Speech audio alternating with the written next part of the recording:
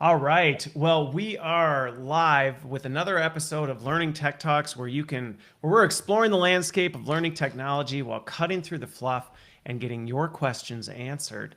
And so today hang on here. Is anybody else hearing an echo or is that just me?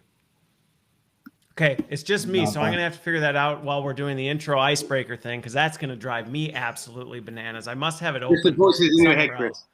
What's that? Yeah, Just it's the just the voices in your voices. head. That's what it. You know what? You're 100% right with that one. So we're live with this again, and I'm actually really looking forward to this. We're talking with Fuse, and we are. It's a new product episode, so this is actually going to be more than just the usual one, but. You're grizzled veterans, so this isn't new territory for you. We're going to be exploring a couple different things, especially where you're coming with the new features. But before we get into it, let's have a little bit of fun, like we always do with the beginning, and let's talk about where you're joining from. So those of you who are watching, you can play along, comment in, and share where you're joining from. But let's do this. Let's see. I'm going to go. I can't decide if I want to go clockwise or counterclockwise. So let's just start with Reese and we'll go from there. You're up, Yeah, so Reese. I'm joining from London, where it's lovely and rainy, unfortunately. Okay. Okay. All right. And Steve, you're not in your usual location. Reese is in the same location. I recognize the piano. Steve is not. No, so I've got a lot of dyslexia and ADHD in my family.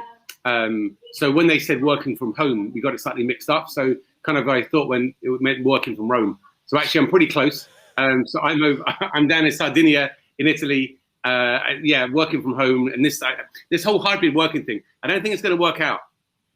Okay. All right. All right. All right. Sounds good. Well, so let's do the icebreaker question then next, because then we'll get into it from there. And so the icebreaker question today is we talked about this. The last time we were together, it was January of 2020, which means there was no pandemic at the time. So this is going to be interesting because now there has been a pandemic. So the question, and everybody else, you can give your thoughts on this as well. But I'm curious, since then, what, like 16, 18 months ago, something like that, what is the most valuable thing you learned? And I'm gonna spice things up here. So I'm actually gonna reverse the order. Steve, we're gonna start with you. Well, I think there's two things. I think one is we were talking before we got on. I think the first small thing is it's now probably appropriate and will probably happen on this event for my kids, your kids, someone's kids to come running across the screen and have their own little pantomime. I got three that are 8 and 9, so expect them anytime. But I think we can all agree that's now normal. So that's a lesson learned. Okay. I think the second thing from a learning tech perspective, it's been a really interesting 18 months because obviously first we had Corona and that meant that we all had to run away from classrooms to Zoom, and now I think we're all kind of zoomed out inside that. And now I think obviously the remote work, and which is I am today, it's become more prevalent. And what we're seeing now, I guess what we're learning, we're adjusting to. Probably 18 months ago, we were seeing pretty much a split in the marketplace between LMS and LXP. So people that were maybe not quite happy with their LMS and then looking to have a technology like an LXP on top.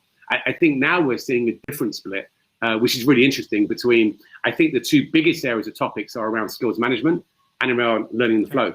And I think, to me, I think this is going to become a really interesting conversation around that part for the next hour or so.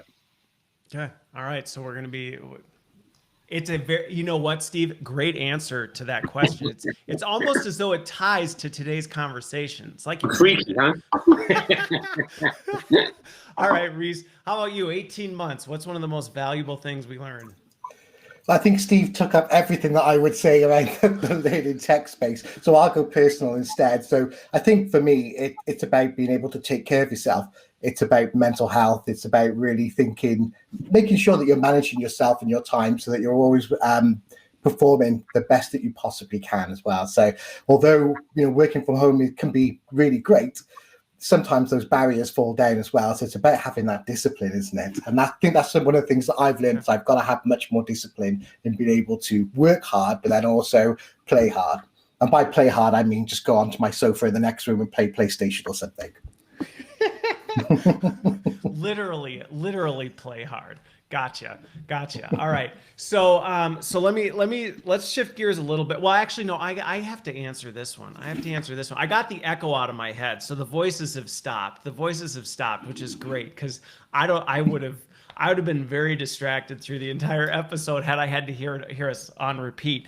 But so mine on this one, I'm not going to go back and answer where I'm located because everybody knows that it hasn't changed. Fred's in the background. I mean, nothing's different there. But in terms of what I've learned over the last 18 months, and this will also tie to today, I think. So actually, it does.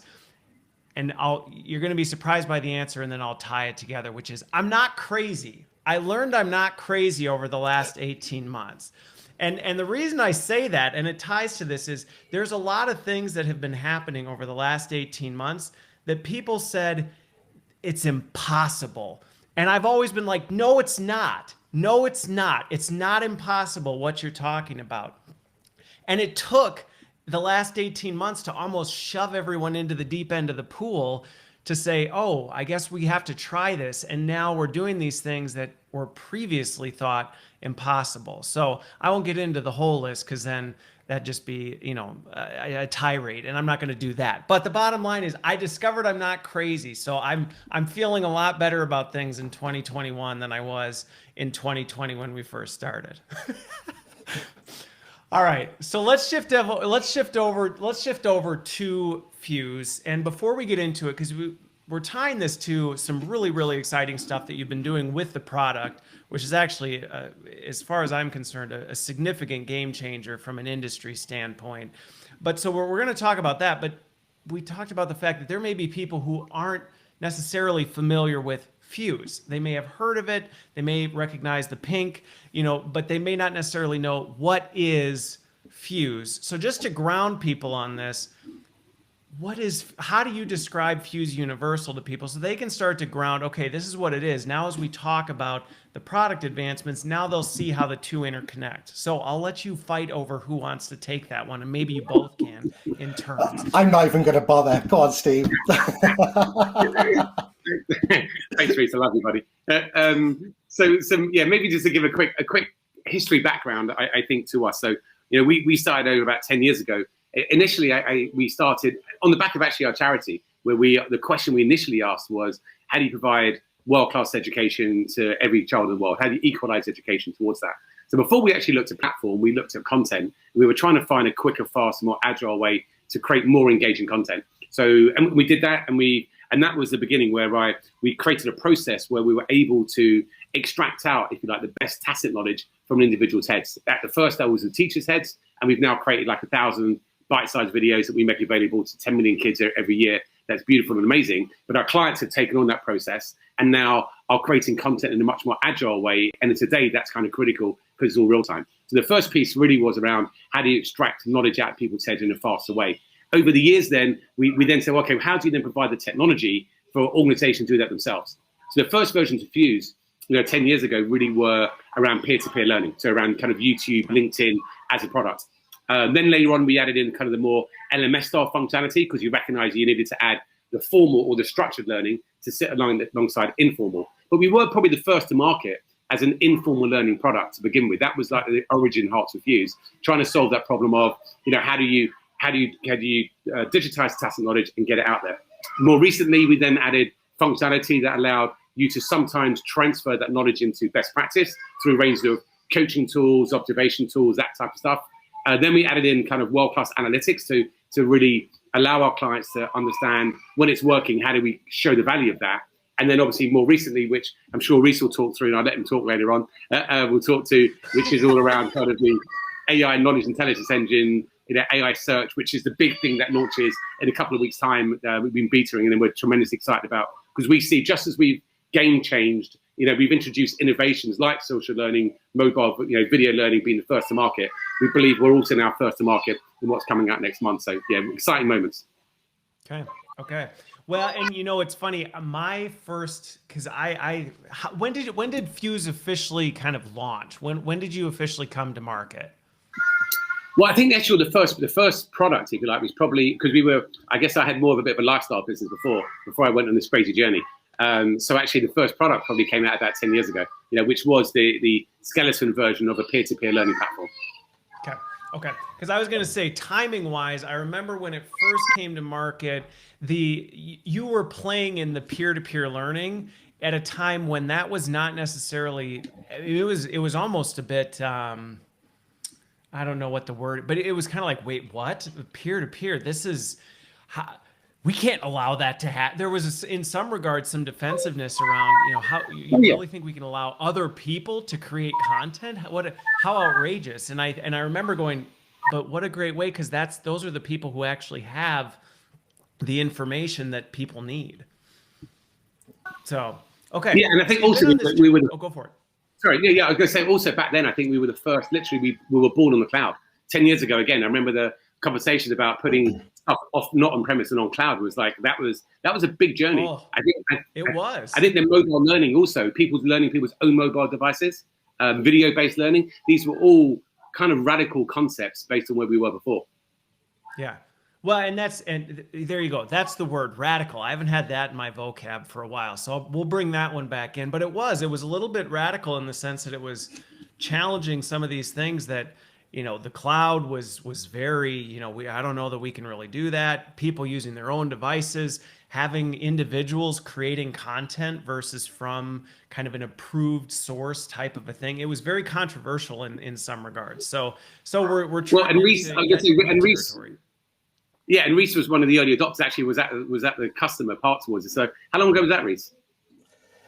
Well, yeah, I think I brought Fuse in around 6 or 7 years ago, so it was fairly early into the product journey. And I also had the same resistance from certain parts of the enterprise as well.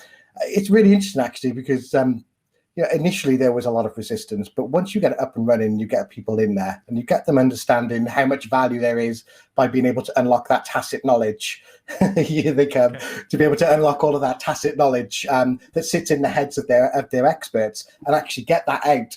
I read somewhere that there was that an expert spends about 30% of their time answering questions over and over again. I know I do at Fuse about the product, so being able to bring this in and be able to take all of that knowledge out of my head and my team's head, put it into the platform as well and make it available and indexable for everybody, it's definitely something that we're really excited about. And that worked really well at Car Phone Warehouse because we had all of these people that were great salespeople. And then rather than just having one person in one store being able to train everybody, they could actually train 500 stores instead. Yep. And what's interesting about that point is a lot of these things, and Steve, I think it's fantastic that you said, hey, we might have one bouncing into the scene, and you have delivered on the promise. And so if nothing else, that is, we can just call it an episode at this point. We are on target for all things. But what I was saying is that I think it's one of those things where sometimes when you're treading into new waters, there's some resistance because it's just uncomfortable. But once people get into the water, they realize, hey, the water is great. Why didn't we do this sooner than later? So we don't talk too much about the history of Fuse. I think that's helpful for people. Let's talk about where it's going, because this next generation of the product is tackling some pretty major hurdles for a lot of organizations. So tell me a little bit about where that journey started and where you're going with it. You want to start, Reese? You go for it, and then I'll inspire. Well, I'll try and give the succinct version, but I never quite get there, unfortunately. But I suppose actually, this particular innovation started life as an exercise in R&D around a chatbot, being able to build a chatbot, because what we were trying to ultimately do was get people the quickest access to knowledge that they could, so they could ask questions and they could find the answers that they needed. And and we built a chatbot. We trialed it with a couple of clients as well, but really the feedback that came back from that was that this is great, but now I've got two places. I'm a bit confused. Where do I actually go to find all this information? Do I go to search? Do I go to chatbot? I'm not really sure. And so actually it left the end users really confused, while all of the client stakeholders were like, yes, we need to do this. And I suppose that the other... my style, so I'm going to jump in on this. So originally it started as layering in a new feature, which would be a chat bot. That was kind of the inception. Actually, I'll take it back 10 years. I'll take it, and actually, to be fair, when I met Reese 7 years ago, he was talking about this as well, right? But I'll take it back even beyond that, right? So I think we understood the problem first. So I think about 12 years ago, I was doing some consultancy work in between my first company and second company, where a friend of mine asked me to come in and look at a problem they had. And the problem they had was in a big telco, and people were getting something wrong around manual order entry 50% of the time, right? And it was costing them tens of millions of pounds just in one product line alone. And this time I just sold my previous LMS e-learning, content company, and I had sold the company millions of pounds of e-learning, traditional, great looking, beautiful content where I put so much love and passion into the right gradient of color for a font for something, right? We really thought that was important. But when I interviewed 100 people across the company, right, and I asked them, look, when you don't know what to do in your role, what are you doing? Right? Where do you go? Do you look towards the LMS and the great content that we built for you? Do you look on SharePoint? Do you look on is it the process information? What do you do? And I was amazed, right? It was a pivotal moment in my thinking. What came back pretty much all 100 people was, we asked the person nearby, because the path to get the answer through technology is too complex. Like Google wasn't huge then, right? And Google is not that technology is still not available until now. I think in terms of the market internally. So people, literally 100 people, were saying either I ask someone nearby, I maybe ask on a WhatsApp group or whatever, a chat channel, or I guess, or I get it wrong intentionally, knowing the person down the road will actually, the next person will tell me what's got right. I screw it up, so somebody will say, hey, someone can tell me, right? Someone can tell me. But what blew my mind, right, was obviously my mind up until that point was thinking all this courseware and content we were building was hugely valuable. And it turns out that actually, it wasn't, right? So back then, actually, we ended up then selling to that company some performance support software plus e-learning. And actually, and it was great, right? But the problem with the performance support software was, which I think is still the problem of that technology today, it's just too complicated to get the content into the technology, into the moment of need. The concept's right, but you needed a way to industrialize the content to the person mapping part. Yep. Sorry, Reece, back to you. Go for it. Yeah, no, I think that's a really good context to it, actually, because it was because of that experience that we started to think, well, maybe actually this is a bit bigger than just a conversational chatbot. Maybe it's more than that. Maybe it's how do you actually industrialize this into the whole experience as well. And so, where this new bit of technology came from was us trying to understand how we could actually just get search to give you the answers that you needed, rather than you have to be led down a pre-scripted path in a chatbot. And there were loads of barriers within this. In some regards, to give it that humanistic touch, which is, really to digitize that, what you learned, Steve, the story you told, which is when people didn't know what to do, they asked somebody. But they asked a person because technology at the time was not relevant. It just didn't work. When you asked it, you had to ask it the right way. You had to know exactly what you were asking for and where to go ask and things like that. So it was easier to just talk to a friend, phone a friend, and do that. And so, well, I think that's human nature, though, too, right? I think that's human nature. I think what we learned is that, and why Google works, why YouTube works, and why the person next to you works, right? That we just go to the least frictionless place to get the answer. And also what's trusted, right? We now trust Google on our mobile phones in a way today we didn't 10 years ago. So they've got something right in there to say, it used to be at home that between my brother had the answer to everything. He was our Google. He wasn't that often, but he always had an answer, right? A little bit like word, right? But now at home, when I'm with my family, my parents, right? And we'll have dinner together, and they'll ask a question, my brother will pop up, and my mum will go, use that Google thing, right? So he's no longer the trusted source of information. He's been replaced. I think it's trying to get to a place that, if that's always been our belief, right? That our measurement of success and what we're doing next is that people don't choose to ask the person next to them. They don't choose to disturb everyone on a Teams chat or a Slack chat or a whatever chat towards it. They trust in the same way they trust Google. That's my first point, right? When you get to that bit, I think that's when we know we've succeeded in the tech we're in. And so the initial phase of this was a chat bot, and then that added another layer of complexity. So then the shift moved to search, if that's where I am on the journey, Reece. Yeah, that's exactly it. So we were looking for ways to be able to try and surface knowledge, I suppose. We weren't talking about courses. We weren't even talking about micro-learning assets as well. But if we wanted to replicate that chatbot experience, it needs to be about give me access to the knowledge that I need to do my job, whether that's an answer to a question, the next part of a process, maybe it's a bit of data from a different system. I need to be able to get access to that to finish the task that I'm doing, continue in my role. And so, remove that friction that I'm in the flow. I have to get out of the flow to go to my learning platform to find something to then go back to that as well. How can we actually complete this journey so that we get search, we get it working in a way that allows us to give access to knowledge, but we also then put it in a place that makes it your new buddy that you turn to, and you're able to ask the questions that you need. Okay. So yeah. Got it. And this is where we're going to talk about kind of the breakdown of this, because the thing with that is that sounds simple. I mean, cognitively, it sounds simple. Oh yeah, no, that's really easy. We got to create a search that actually is relevant, and then let's just put it where people are so that they don't have to disrupt their flow. I mean, piece of cake, but it's not a piece copy and of cake, paste. because if it was, yeah, I mean, honestly, if it was, we would have a lot more of this out there. And really, this is an area that I think anybody in the space, any worker in general, would say is a challenge for them. They try and find something. It is not easy. And I would say even in 2021, many are still relying on their neighbor. And you're right. I think that simplicity is the, it's like we mentioned before, right? We came on air, right? The simplicity is actually what you're after as an end result here. Einstein's E equals cm squared, right? It's a pretty simple, it looks pretty simple, but to get there, there's a whole lot of math to get there, right?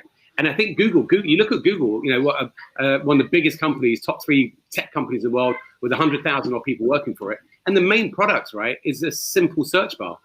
I mean, it looks so simple. But obviously the mountain of technology, the mountain of PhD people that have gone into all the technology that you don't see to make actually the experience that simple kind of box where you type in and it's the best place to find an answer that you trust. I mean, that's obviously a lot of magic to get right. And I think, again, the benefit that we've got, and not to say, and in some degree is to be better than Google, because in the corporate place, we actually obviously know more about the individual and know more about your doing than any social media stuff does. We know more from your HR systems. We know more about your activity. So we've now obviously got access to all of the same types of AI technology from Google, Microsoft, IBM, these guys. So now, I think the potential to go beyond Google, which is what we're touching on already, is kind of huge. Well, and I think that point is one of the things that you bring up there that's, I think, worth highlighting, is the fact that it's about more than throwing a search bar somewhere. I mean, you can put a search bar on just about anything, but that doesn't, and you can make it look really simple. You can even copy the Google interface and say, well, all that's on the page is a search bar. It's so simple, but that's not really what makes it effective, because if you go type in that beautiful, simple search bar, and what comes back is what many are familiar with, is just this list of junk with no relevance, no context, no anything associated with it, then really it's not achieving search in the intended approach. Okay. Yeah, I think so let's talk about this, because we how do you want to break this down? Because you said we want to break it into 3 pieces. Reese, we got a video that we could stream. You tell me how you want to do it, because I do want to break this down, because it is like, I'm not going to say it's exactly like it, but Einstein's theory of relativity here, we're talking about some pretty complicated stuff that on the surface might just look like, oh, E equals MC squared, piece of cake. Why is this such a big deal to the industry and what we're doing? And I'll let Reese go into and explain the 3 components of it. What I would say though, before we jump into that, because we often get, and especially myself, I get often caught in the technology and forget the purpose of it, right? And I think what's really critical here is to go back to everything we're going to show and everything we're going to talk about now really is about getting back to that concept of simplicity. Ultimately, it's about the ease and convenience of the learner to find the information they need to be and to be better at their job. Whether that's at a macro level of finding a course, a micro level of finding the kind of the video, or the nano level that says, I just need to know if I'm James Bond and there's some bomb, I haven't got time to do a thermonuclear video course. I just want to know, is it red wire or blue wire? Just give me the answer and let's save the world. At all 3 levels, I just want simplicity and easy convenience. And amazing if there is a bunch of technology that is using the best tech giants in the world to go do that. But to some degree, we're going to share some of that now. But it's important to remember, ultimately, this is just about learner ease and convenience. Okay. Friction reduction. Exactly. Yeah. Okay. Well, I think why don't we play the video and then we'll break it down and talk through all of that and have some conversations about it. Okay, so let's do this. We'll pull it into the feed.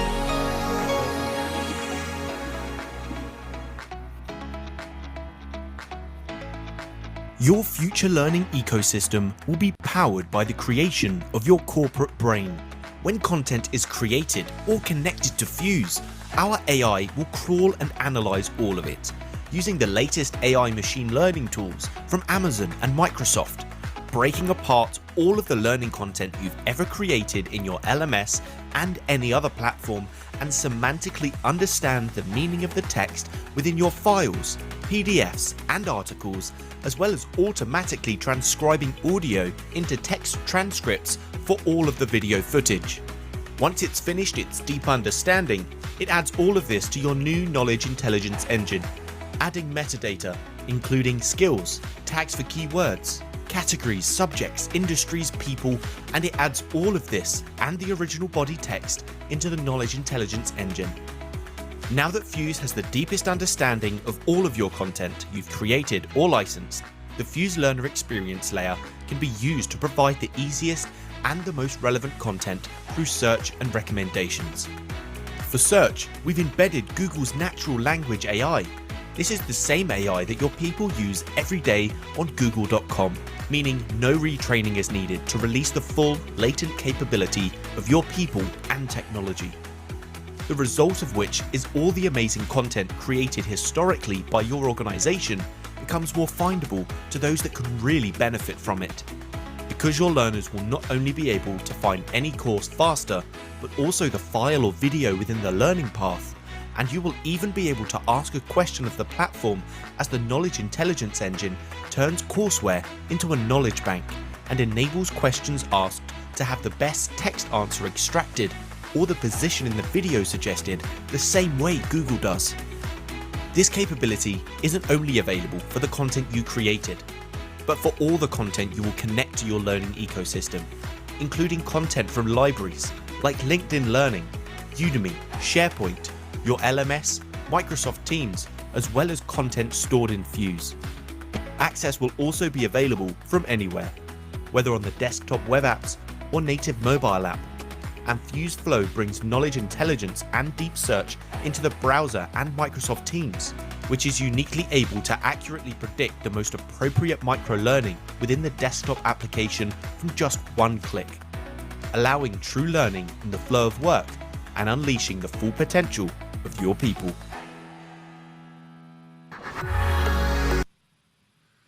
Okay, so with this, as I'm sitting there watching this, because I hadn't had the chance to watch the whole thing, we've talked about this leading up to it, and I'm like, okay, I get the sense of how this is coming together, but we have a lot to unpack in this, because there's a lot of this that is, we said before, it's easier said than done, and I think that's the part that pulling this off and bringing this together, there's some huge components to this, which is why in the past we haven't seen this work effectively. So let's talk about the three parts. So Reese, at a high level, or Steve, whatever, what are the three? Because I think I identified them based on it, but I'll hold back before I start going into it. Well, the jewel in the crown in this is the knowledge intelligence engine, because that's the bit that is most difficult to pull off, to be able to gain a really deep understanding of the content. And so what we've effectively built with this engine is a way for it to be able to take any content that you create or connect into Fuse, be able to break it apart and to intelligently understand what's contained within it as well. So we get transcripts from that. We can take that transcript and convert it into 49 different languages, make knowledge instantly available, across all of the languages that we support. But then what we also do is we use some AI services on top of that to be able to scan it and analyze it as well. And so it generates different metadata tags around that. And it's not just the usual things, not just keywords, like most people do, or phrases. This is actually being able to classify it in lots of different ways. So skills, topics, subjects. It's able to pull out, some key deep phrases within that rather than just the keywords, so that when you're starting to be able to search for things, it's actually been able to get you much closer to that. Because we fully index all of the transcript in there as well, then we do what we call a full text search over the top of that. So effectively what we're doing is we're taking all of the knowledge that gets created, and then we're making it much more accessible. So that's the first bucket in a nutshell. Yes, big, yeah. If you're not super technical, like you might hear that and go,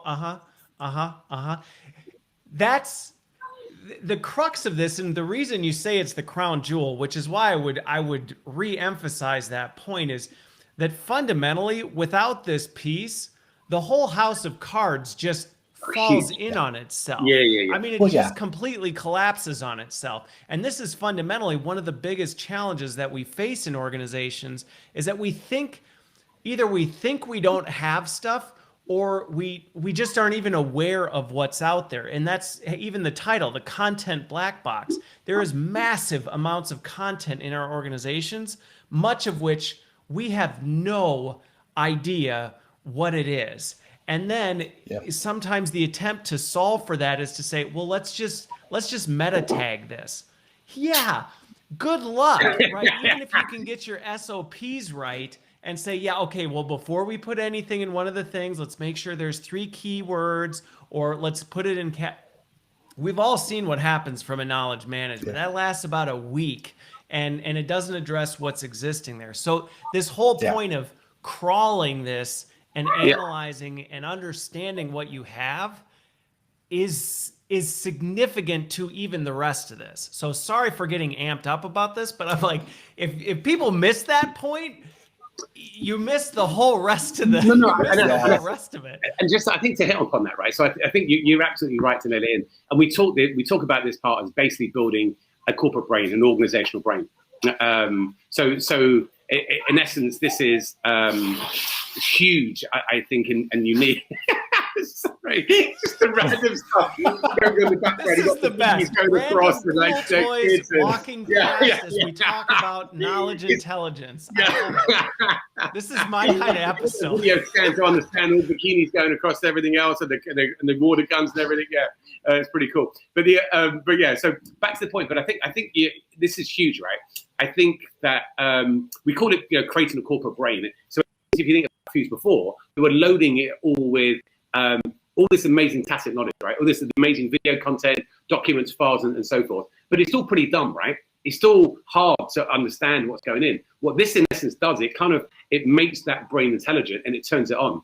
And it's a constantly learning brain, and not just learning from the stuff that's inside Fuse, but everything we connect to with these new connectors. So we got to connect. So we understand LinkedIn Learning better than LinkedIn Learning understand LinkedIn Learning. We understand stuff on SharePoint better than anyone else understands stuff on SharePoint. So we're understanding this side, and it's a constantly living, breathing. Your learning system is now a learning being in itself that's constantly learning as you do it. And as we add more functionality, to the platform, around the ability to ask questions and answer those questions, all of that becomes knowledge that then is the brain understands and the brain you're able to access. We're still going around, right? I think where this also shifts. It's 100%. It's 100% spot on in that sense. In that, this goes back to the fact that this is the complicated part, because, and this is also where a lot of times if people don't understand AI, they may think, well, why is AI such a critical component to this? And it's like, well, it's because AI is a master at identifying patterns and being able to analyze things faster and more efficiently than any human being could. So yes, could you hire an army of analysts to dig through all your content and try and understand it? You could, but it'd be a terrible use of time and resources, and they still wouldn't do as good of a job as AI at being able to identify, hey, what are those patterns? And now let's combine these different systems and understand the data of usage. What's there? How's it being used? And actually feed this back and start to generate that, which without that, it's impossible to be able to get to it. Yeah, and you also stand on the shoulder of giants here, right? So because we're able to use some Microsoft AI, some Amazon AI, we're able to choose the relevant AIs, and as well as really specialist niche companies towards that. And those technologies inside it, right, are where, you imagine how many billions of of hours of content Google is analyzing to really understand patterns, how many billions of hours of Microsoft is to understand through patterns. So, for us, using Google's translation AI is kind of huge, right? To be able to do translation best in class, to use, Microsoft's AI for transcription, for example, is best in class upon all the languages. So we're now able to stand on the shoulders of multiple giants, big companies and specialist companies, to build out the vision of what we need, which in essence, I think is the bringing together of knowledge and learning companies in a way. Yeah, I think there is also one really key point within this as well. Sorry, Chris. There is one other key point within that, and that is where we actually run this engine. We're not running it at the course level. We're not taking some generic piece of content that is about leadership. We're not even just doing that at the video level, but we're actually doing it with the content that sits inside a video or inside a document. We do it on flat PDFs, so we can actually take the content from something that's flat and be able to analyze it on that as well. So all of that AI intelligence goes down to that kind of, if you think about it, you've got the course and the video and then the actual knowledge piece. That's where we're actually running this. And I think that's the key difference. And that's why, both search and then recommendations and anything else that we also power with the knowledge intelligence engine gets so much smarter than anything else that's out there. Well, and I think that point's important because this again goes back to why the whole house of cards collapses when this piece doesn't work, or if it's not done right, because you think about the metadata we may have on some of the content that we have as a learning organization or just as an organization in terms of what content's on SharePoint or Teams or things like this. You may have a description and a title, which really doesn't tell you much about the actual knowledge and information that's contained within that. Hence the knowledge black box. It's often been seen as this like, well, I don't know what's in there. We get a general sense from this, but this is then actually breaking that down, actually translating in many regards from a machine standpoint, what is actually in here so that it can build a strong foundation to say, well, now when you ask a question or when you're on a certain page, as you showed in the example, I know where you are and what you're doing, but I also know what is actually available that would then be relevant so I can bring to you the most relevant pieces of information instead of taking a stab at like, well, the title of this video sounds like it might be helpful. Is it? Well, no, actually not at all, because somebody mistitled it. So I actually hate this video. It's not. And I think that's a great bridge into the second bucket, right? So I think the first bucket you've nailed, right, which is basically understanding that what we're creating is this corporate brain, the ability to understand all the content you've got, everything in that content, and it's constantly learning, right? Then from that, there's certain things you can now do that's really cool. And I think, Reese, if you maybe talk to the second bucket, right, which is now, the natural language search and what what is natural language AI and why is that so important? Yeah, so I think every platform obviously has search, and lots of platforms have tried to do something more than just a standard search, full text or whatever it might actually be. Without the knowledge intelligence bit, it doesn't matter how great that search is. But when you do have that deep understanding of content, what we're then pairing that with is natural language search. And so this is where we actually do heavily borrow some of Google's AI and build that into the platform. So what it's effectively allowing us to do is understand the intent of your query. So when you type something in, it isn't just taking that again as a dumb phrase and just looking for keywords. We're actually breaking it down and we understand things. So if I type in something such as best videos on 70-20-10 by Charles Jennings, it would sort it so that it's the most popular videos because I've said best. It obviously would just show me the videos because that's what I've asked for. And it shows me the ones that are actually done by Charles Jennings because he's an author. So it starts to understand and apply all the filtering because of the natural language search. But also I can interact with Fuse in the same way that I interact with Siri or Alexa or Google Assistant or Google.com. I can just type it in that same way and I get the same type of results back from that as well. So I suppose we're doing all the really hard work when it comes to search to get you a really accurate, super relevant set of results that are actually going to answer your query properly. And you don't have to shift through 4, 5, 6 pages to find what you need. Well, and again, this can't be, it sounds simple, like, oh yeah, make it so that it can do it. It's harder than it looks. And I think the importance of this can also not be understated because if you look at some of the challenges, I remember doing a poll recently. I don't know when it was, but anyway, when you talk to people about search, one of their big frustrations with search is that sometimes you have to know exactly how to say it, and it's not in any way that I would actually ever talk to a friend. And I think that's what you're getting at from this just natural language search, is the ability to say, I'm going to ask it like I would ask my neighbor in the office, where I would say, where can I find the blah, blah, blah? Like I would talk to them. I don't need to say, oh, I got to put this in quotes. I got to make sure I mention this thing. I've got to put semicolons in between it, because if I don't, it's not going to query the right stuff. So what you're talking about is now combining this. Okay, we've got this deep understanding of what's out there, but then at the same time, we're also using that same language analysis to analyze what are you actually asking simply, so that you don't have to be super complicated and thinking, oh, geez Louise, how do I ask this stupid question so that it knows what I'm asking for? But you don't also have to be super accurate as well. And I think that's another key thing. That's so, another you know, piece. of course, if we just know the title and description and some tags, you have to hit those to get that back in the search results. But yeah, what's the likelihood of that happening if you don't really know what you're searching for? But if you do have a key phrase, or you do have, something that you actually want to search for, because we're able to search for the whole transcript, and because AI can also interpret that, it doesn't have to be the exact phrasing as well. So I can search for a phrase, and then if something like it comes up in the search results, it will then rank that in relevance, and it will actually bring it towards the top of the list as well. So it's also translating, in a way, some of the knowledge to try and get you closer to that. Of course, it will prioritize things where you do have, those phrases in there and all of that. But it just helps with that accuracy piece. And it means that, if you don't truly know what you're looking for and exactly what to put in there, you can still find that answer much easier. We're still trying to get it to the top, and we're trying to show you that section from within the article or the video or whatever it actually is, so you can see and have some confidence before you click that actually this is the right document for you as well. Okay. And I think just go for it, Steve.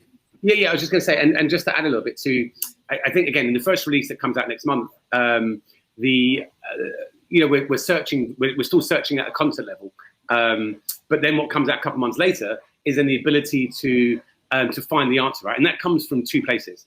Similar to Google, we're using partly some of Google's technology, but the ability to actually, today, if you look at, actually, it's really strange seeing Google advertise on TV, but the advertisements, I don't know if you've seen recently on TV about Google, is really showing the answer functionality, that Siri, Alexa style functionality where you can ask Google a question and it comes back just with the answer. And that in our world, I think is really interesting, because that comes from two ways. That comes from our technology, not just finding the page or the document that has it, but the right paragraph that's the best sentence or the best couple of sentences. So if I type in who is Gandhi, it's going to try and find the best paragraph that matches the paragraph answer to that, or the bit in the video, the bit that's in the video between that. Or I think what's really interesting inside Fuse, because we come from this social informal learning part, is somebody's asked a question in Fuse, such as how many languages Fuse support, and then let's say, and I think there's a question coming in here. Then somebody answers that. If the person with the right authority then says that's the correct answer, then the corporate brain's going to know that knows that's ranked as the highest quality answer, because someone with authority has matched that question to that answer towards it. So the brain knows that. Obviously, if we want to unlearn that from the brain, we need to unmark the answer and mark a new answer to go do that towards it. But it means that our corporate brain is now learning from the document, the unstructured knowledge, the structured knowledge, and all these conversations that we're putting inside it to allow. And ultimately, what we're allowing here is the expert doesn't need to keep asking the question at the same time. And they reckon experts spend up to 30% of their time answering the same questions, and skilled workers spend 20% of their time trying to find answers to questions in their job. So I think the productivity value of this is pretty huge. Well, and let's bring some of the user questions in, because I think we're gonna, and I'll make sure we save enough time to talk about bucket 3, because these are two major buckets. Well, bucket 3 is insane, right? Bucket 3 is my favorite bucket. I mean, we could probably talk about this for the rest of the afternoon if we needed to, because there really is a lot of complexity to this simplicity. But I think going back to, let's jump into some of Deb's questions on this. And so I'm going to pull this one up first, because I think this will get to it. When we think about maintenance, and I think this is going to tap into the machine learning that you're talking about as we think about this, as how is it that the corporate brain is learning on this to ensure relevance? Because we've all been in that knowledge base where the top result was the top result from 5 years ago and is no longer actually relevant. So talk a little bit about, how the machine learning and how the platform is now continuing to do that. And I think it'll actually also tie to Deborah's second question, which was, can users leave review, which is essentially getting at that, like, how is it continually learning what actually is, what is that touch point that's keeping the human in the loop saying, hey, the machine's off, like this isn't actually accurate, so that you're continually building on that knowledge base? So I think there's two parts to this answer. The first one, which is, I suppose, more the technical AI kind of answer, is that we built feedback within our search engine as well. So whenever we use knowledge intelligence to surface those results, when people interact with those results, we understand whether that is the first one or the second one. So like your example there, Chris, if nobody is clicking on that top one because it's from 5 years ago, or they are clicking on it but coming immediately back in and searching for something else, we're indexing all of that data and we're pushing all of that understanding back into the engine. So in the background, it is constantly reassessing what the most accurate set of results would actually be, and then feeding that back in for the next time that user goes and uses search, but also other users like them be able to go into it. I think that's the first part of the answer. But then the second part is around other parts of maintenance. Is, well, Fuse has a really great, easy content management system as well, where you can upload one document for an SOP that sits across 49 different languages, that can sit across multiple different communities, so different people can have access to different things. Because it's one content object, you can update that in one place. When you update a piece of content, it re-indexes and it goes through knowledge intelligence again. So it will then look at all of those tags. If you fundamentally changed a big part of that, or there's some more knowledge or intelligence we want to add into that, we'll just add that on top as well. So we take care of that. All you have to do is make sure that the content is the best that it can be and it's most accurate as well. And then we do the hard work underneath. Okay.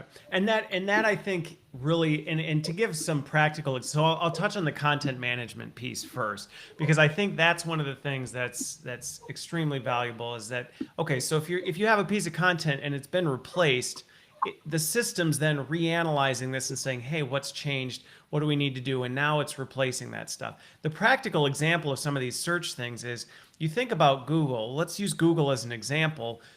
Your hit results do change as things are more popular or less popular. If something's hot in the news, you're going to see those results up at the top.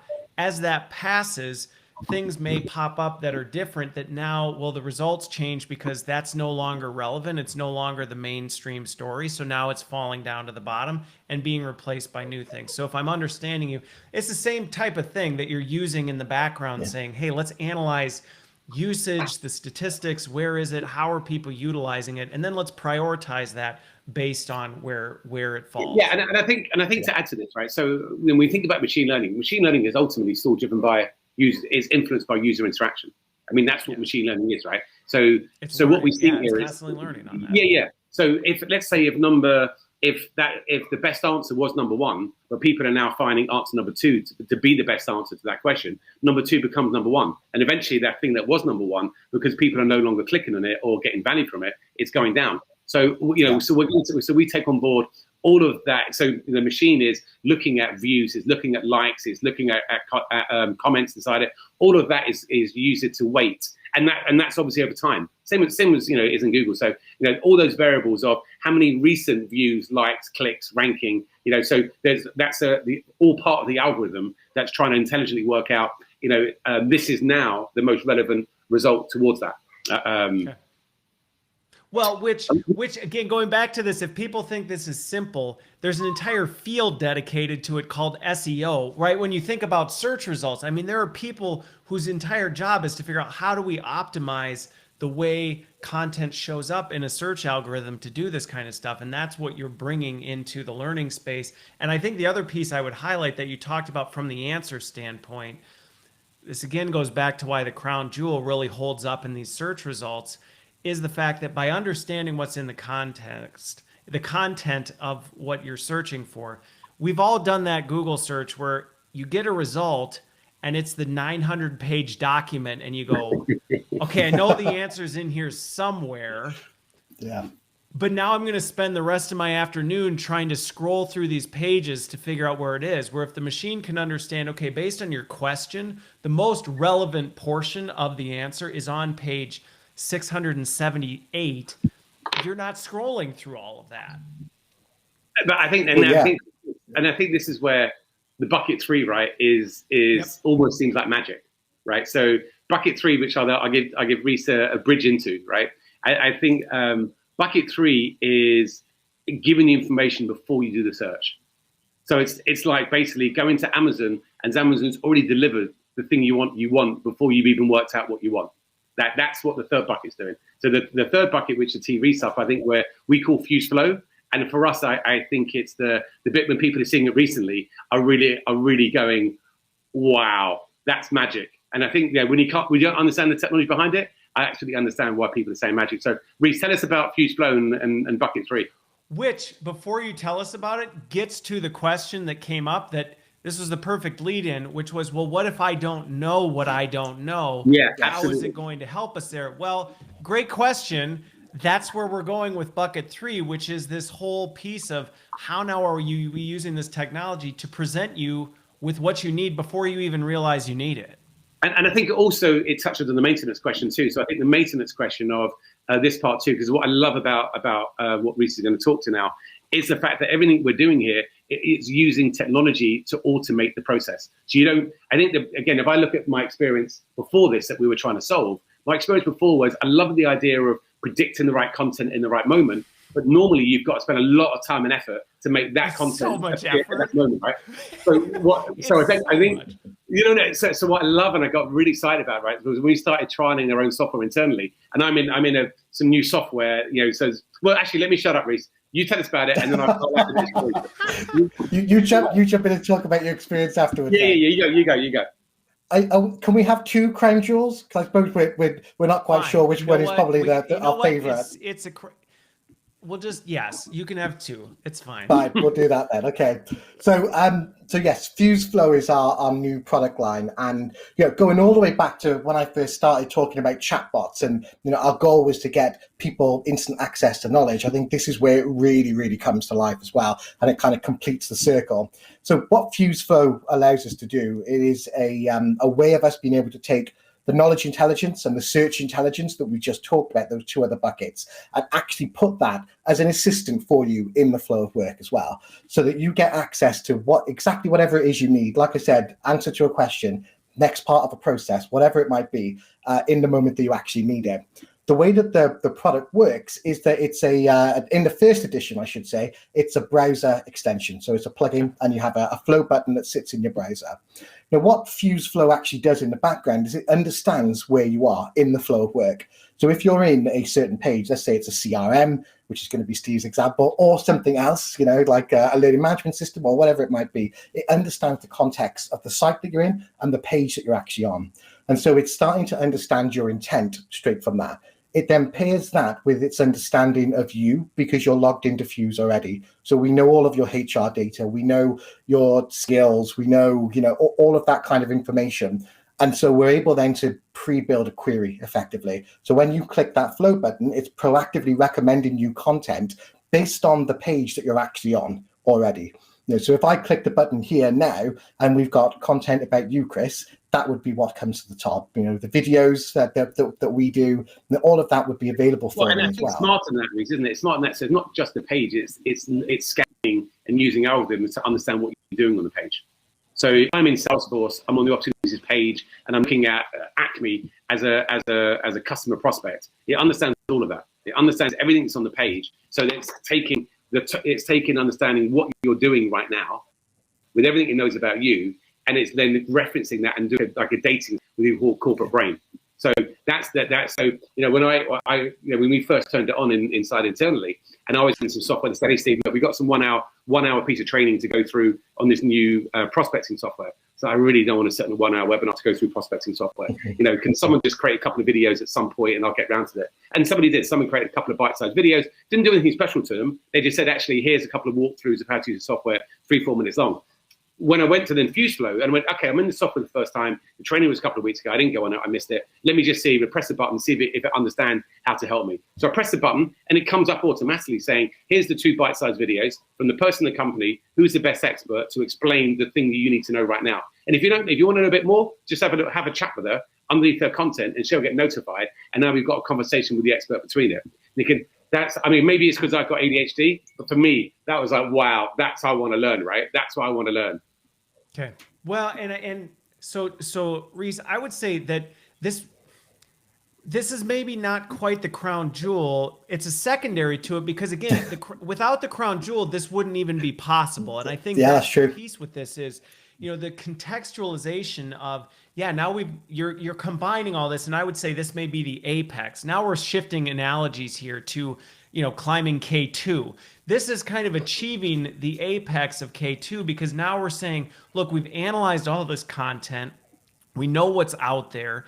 We're able to understand, yes, from a search standpoint, when you know what you're looking for, but really ultimately we're taking this data about what we know about you, what content we have, where you are now. And I think this is that apex piece where it's, you're on this page. I know this about you based on your role. And I know that based on the tab on this page or where you are on this page or what's pulled up on this page, you might need this information based on all these other search queries and all these other things that have happened, so that when in browser plugin or the Fuse Flow, you're clicking on it, you're not even having to ask, to Steve's point, hey, is there a short video on how to do this? Because it says, I'm guessing you might need a short video on how to do this stuff. And if not, you can ask a question and I'll get you the right results. But I'm going to take a pretty good stab at what you might need if you're going to Fuse Flow right now. And just to reiterate on top of that as well, that isn't just Fuse content. That's all the content that's plugged into the corporate brain as well. So if you've got LinkedIn Learning or you bought some specialist software and you plug that in, that has training courses for whatever it might be, that can be surfaced in the flow. So it is the best of the best, whether it's the best of the company or the best of the world, can be surfaced in the flow of work as well. I think the ROI then for you investing in third-party platforms massively increases because it's much more likely to be used. Well, and I think, see, here we go. We could start this path and then this was going to start another episode. But I think that is an important point. And I actually had that point of clarification because I saw from the video that it is hooking these things up. But I wanted to validate the fact that this isn't just doing this for Fuse content, which again would still be a massive step forward. So that even wouldn't be understated. But the fact that what you're saying is it's actually then analyzing this other stuff as well. So what it's presenting to you, and we've all seen these instances where it's like, yeah, this is great and it's better, but it's still only showing me this very narrow spectrum of what's actually relevant or may be able to help me. And what you're saying is anything that's hooked up to it then can be a potential contender for this is the most likely thing that you're going to need. Exactly. And I think to that point, right, it is a huge point, right? Because I think there is actually a lot more latent value that's in some of these libraries. I think one of the problems with the libraries is that they are structured, very much in that course view. And I think there's also the limitations of the traditional LMS and LXPs. You're searching, browsing, and surfacing that content only in a course view. That's how they're all structured.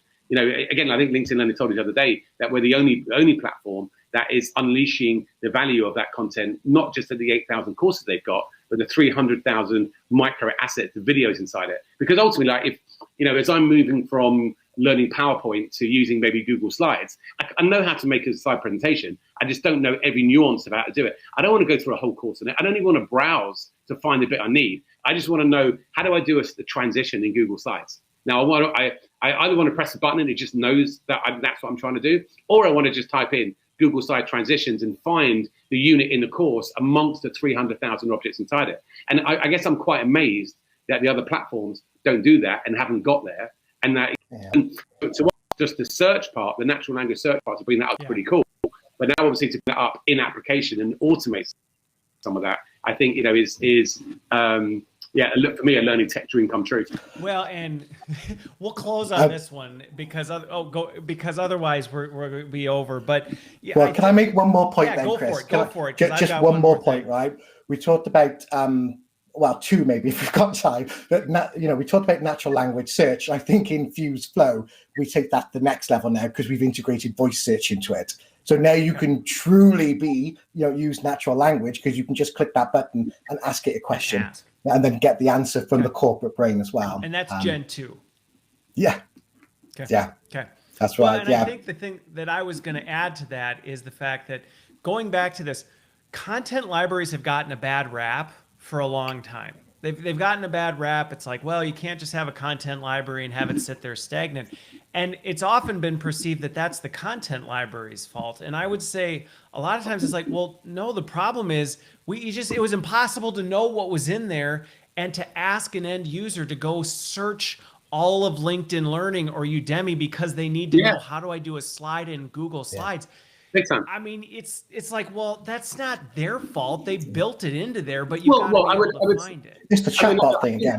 I think they tried, let's be honest, right? I think they tried to do some of that again there, and they said, look, but it's not easy, right? I mean, we've chatted to these guys and said, look, it's not that they didn't try to make that right, but we tried first time around and we failed. Second time around we did it, and maybe second or third time around that they get to that as well. But to your point, I hugely agree. There's actually a lot of latent value inside there. I think, I mean, I'm pretty confident, right? When we really roll this out and our clients go, I think we will increase the value of those libraries 5 and 10-fold.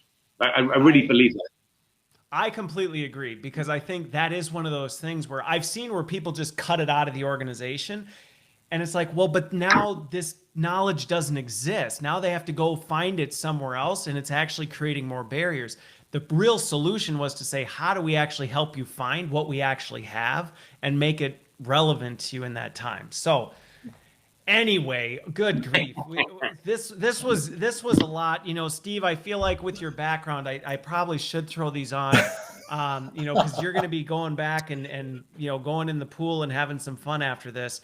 But I really appreciate you both making the time for this today. This was a great conversation. I love just not only that it talked